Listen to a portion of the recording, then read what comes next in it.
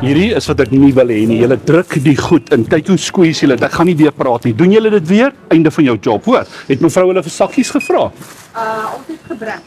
Okay, moenie indruk nie. Brood en goed. Dis kom nie goed so gedruk word. Ek gaan dit weer hanteer nie, hoor.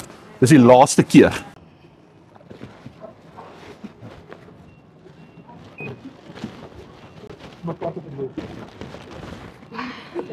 'n nuwe bestuurder meneer van Spanikaap af.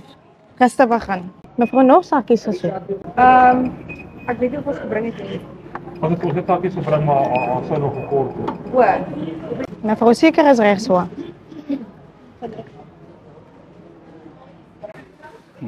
En kan ek net asseblief vra dat julle nie stingy is en min sakkies bring nie, want dis hoekom my dames sukkel, want die mense is synig in Oudtshoorn. Ek het gesê ons kan nog sakkies gebruik. Want ek verstaan nie hoekom julle soveel geld wil spaar nie. Nou bring julle net 1 of 2 sakkietjies en dan druk my dames dit in, dan kom hulle nie meer. Ek het regtig net by die huis so goed gegryp. Ek verstaan. Ek het gegryp, ek het nie sakke vertel nie. Ja, maar dis regtig synigheid hier in Oudtshoorn van die kliënte en ek het van die Kaap af aanstelling gekry en ek gaan die ding stop, regtig waar. As julle nie geldjies het vir sakkies, nie vra my, ek gee 'n gratis sakkie. Maar hierdie synigheid moet nou stop hier in Oudtshoorn. Maar kan ek julle 2 ietsie wys?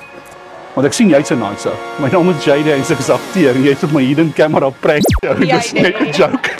Kan hy my linker hak hou gee? Nee, maar ek het amper. Wat sy die kaai. Nee, Ernstig nie. Dis altyd so moeilik. Julle.